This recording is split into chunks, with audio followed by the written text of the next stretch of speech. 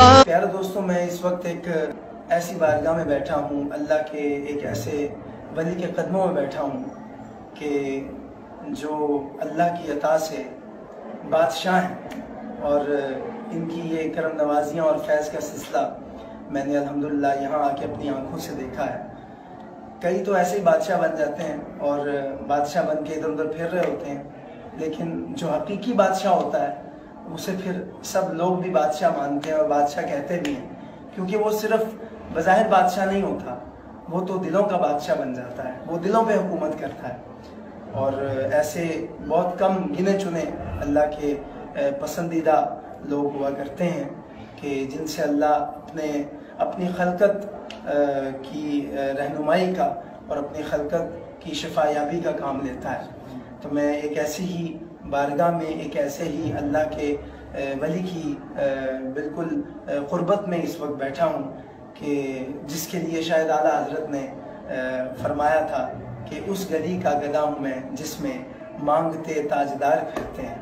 क्योंकि जो उस गली का फ़कीर और गदा बन जाता है फिर तो ताजदार उसके हो जाते हैं और वो एक ऐसा वली कामिल बन जाता है, वो अल्लाह का इतना बरगज़ीदा बंदा बन जाता है कि फिर सारी रब की खुदाई, सारी खलकत उसके दर पे आ जाती है।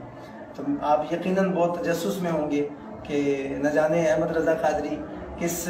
वली की बारगाह में और किस वली के कदमों में बैठा है। तो आपने नाम तो बहुत सुना होगा, मैंने भी बड़ी दुआएं सुनी थी नाज़रीन, प्यारे दोस्तों, बड़ी दुआएं सुनी थी, बड़ा जिक्र सुना था। लेकिन आज जब मैं आस्ताना आलिया पे हाजिर हुआ तो मैंने यहाँ पे देखा कि यहाँ तो एक उर्स का सा समा है, एक मेला लगा है लोगों का। यहाँ पे तो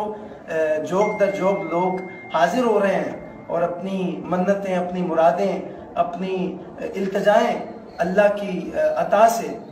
आज इस दर से पूरी की जा रही हैं, झोलियाँ भरी जा रही हैं। तो ये बड़ी करम नवाजी की बात है। मैं इस वक्त आलम इस्लाम की एक बड़ी मारूफ रूहानी शख्सियत जनाब क़िबला